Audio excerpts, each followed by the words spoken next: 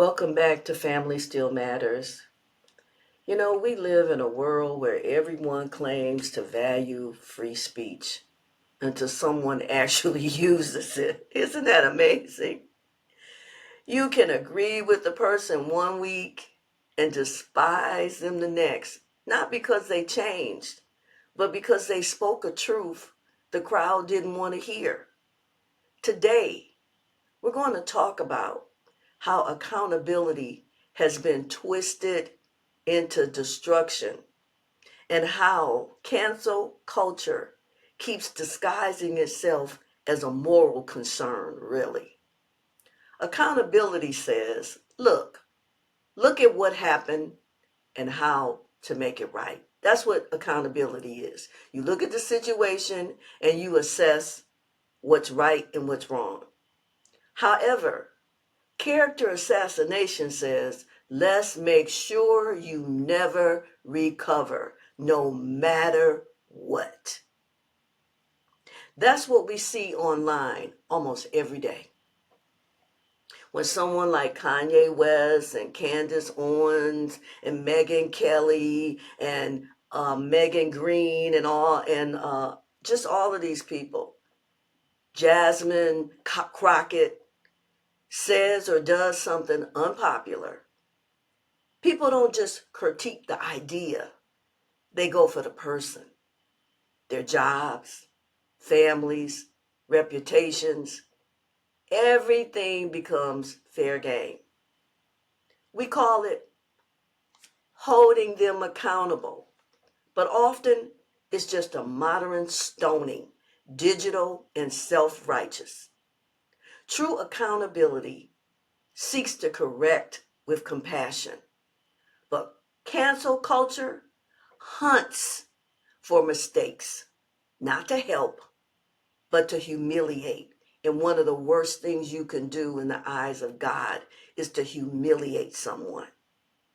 And humiliation never brings healing. Let's be honest. The outrage isn't even consistent. If someone we like messes up, we cause it a misunderstanding. If it's someone we already dislike, like many of you dislike President Trump, we demand they lose everything. That's not justice. That's favoritism, dressed up as virtue. You see it when, Tucker Carlson is attacked for asking questions, or when Meghan Markle is mocked no matter what she says. The public doesn't care about truth. It just wants a villain of the week. And here's the danger. When we allow outrage to be our form of entertainment, there is no longer any grace that we can extend to one another. Without grace, there's no room for apology, sincere apology, redemption, reconciliation, or any form of growth. People stop learning. They just start hiding. It's time to bring back what cancel culture stole. Conversation. We can hold people responsible without destroying them. We can correct without canceling. In our homes, that means teaching our children that forgiveness doesn't mean approval. It means maturity. It's mature to forgive.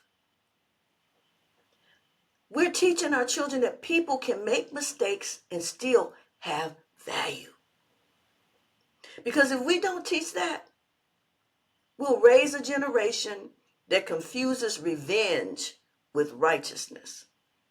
And that's a world where no one is safe from being next. If you're tired of watching people tear each other down, start with your own circle. Give someone the same grace you'd hope for if your worst moment went viral. That's how we fight back.